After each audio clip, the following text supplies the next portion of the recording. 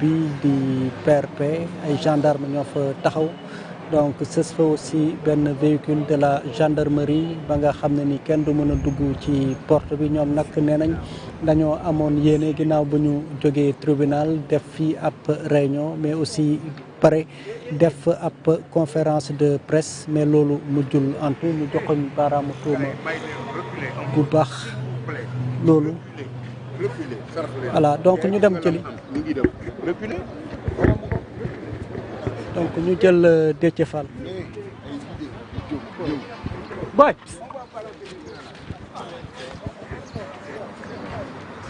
donc Déthié Fall mooy réagir. Mais loolu c'est de la provocation. Alors il veut nous provoquer là mais il nous aura en face de lui, c'est aussi simple que ça.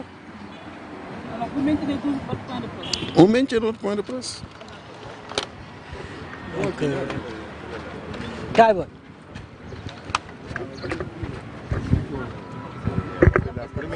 C'est la première fois. Qu'est-ce qu'on compte faire? On ne fera rien. Pourquoi? Qu'est-ce que vous voulez qu'on les apprenne? C'est pas responsable. Dans tous les cas, nous devions tenir un point de presse. On ne va pas pouvoir le tenir. Donc le président Habib Sy, président de la conférence des présidents, va s'adresser à vous au nom de la coalition. Voilà. Venez, Anaki. Cheikh Dieng, venez. Wow.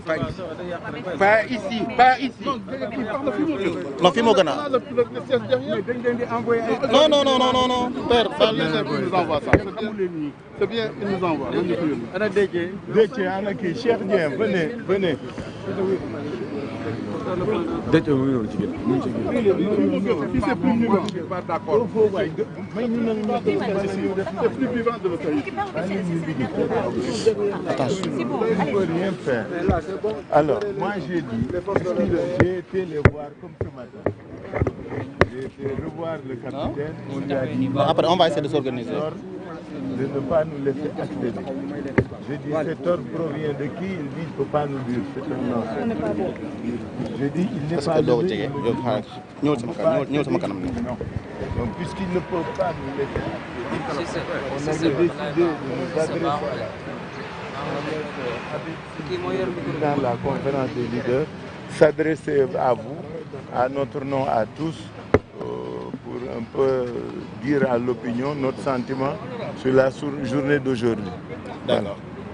Bien, mesdames, messieurs de la presse, merci d'avoir répondu à notre invitation à ce point de presse en plein air. En plein air, parce que comme vous pouvez le constater avec nous-mêmes,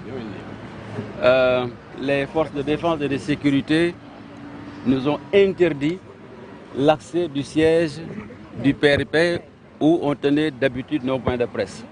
Sans aucune raison, sans aucun justificatif. Le président Khalifa Sall et moi-même, nous nous sommes adressés tout à l'heure au capitaine.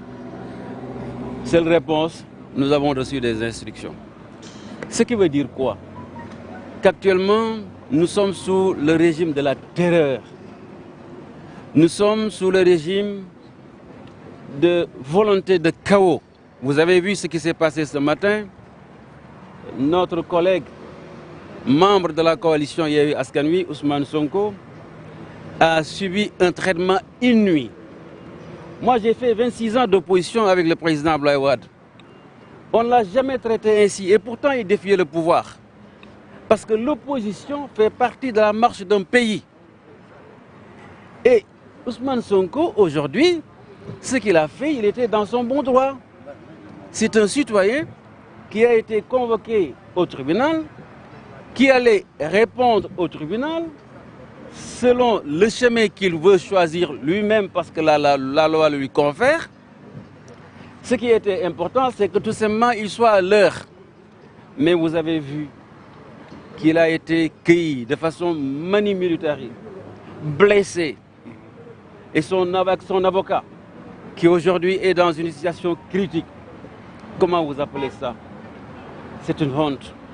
C'est-à-dire que le Sénégal, qui était un îlot de démocratie dans l'Afrique et particulièrement en Afrique de l'Ouest, est en train de tomber, est en train d'aller le plus bas possible du fait tout simplement de la volonté de Macky Sall. Vous savez, ce qu'il est en train de faire, c'est comme si, de façon volontaire, il voulait créer le chaos dans ce pays, pour des raisons importantes pour lui. D'abord, parce qu'il sait qu'il ne sera pas candidat à l'élection présidentielle. Ensuite, il sait que même s'il présente quelqu'un d'autre de son parti, il sera battu à plat de couture. Et il sait que quand ils perdront le pouvoir, ils vont rendre compte. Et pour ne pas arriver à cela, il dit, je sème le chaos pour pouvoir trouver une porte. Mais comme l'a dit toujours et le dit répète souvent Cheikh Tidiane Youm, il passera par la souricière. Je crois que nous sommes aujourd'hui à un moment extrêmement grave. C'est l'une des pages les plus sombres de l'histoire politique du Sénégal. Et nous lançons un appel à vous, la presse, à la communauté nationale, à la communauté internationale, pour qu'ils comprennent et qu'ils dénoncent de façon vigoureuse ce qui aujourd'hui se passe au Sénégal et ce qui se trame. Et je crois que ce n'est pas quelque chose bien pour notre pays, ce n'est pas bon pour l'Afrique et ce n'est pas bon aussi pour la démocratie. En tout cas, Yewwi Askan Wi est toujours là et continuera à soutenir de façon ferme notre camarade Ousmane Sonko. Il se trompe en croyant qu'il combat Yewwi Askan Wi ou bien combat Ousmane Sonko. Non, comme le disent les marxistes, l'idée, dès qu'elle s'empare des masses, devient une force. Et l'idée, Ousmane Sonko, c'est une idée. Yewwi Askan Wi, c'est un projet, c'est un symbole. Il a beau fermer les permanences, les quartiers de nos partis, il a beau lancer des grenades lacrymogènes, il a beau nous torturer, nous malmener de façon manu militari, comme on le dit, il a beau jeter des grenades lacrymogènes, prendre nos jeunes, les enfermer, cette idée que nous incarnons va continuer. Et ça, il faut qu'ils le comprennent. Voilà, de façon ramassée, ce que je voulais dire au nom de la coalition Yewwi Askan Wi. Si vous voulez, je vais un peu parler en wolof. Ouais. Allez. Allez-y. Je demande toujours l'avis. Est-ce que je n'ai pas dit... Voilà. Madame Linguère, c'est bon? Bon. Alors, léegi li xew fii mooy gis ngeen ko. ñun dañoo ñëwoon bañ jógee ci tribunal bi pour def suñ point de presse ñu ko daan defee fii ci siège du Déthié Fall muy PRP. bi ñëwee gis ngeen léegi mbaa Khalifa Sall ñu dem seeti capitaine bi ne ko ñun dañoo woo journaliste yi pour ñu def point de presse.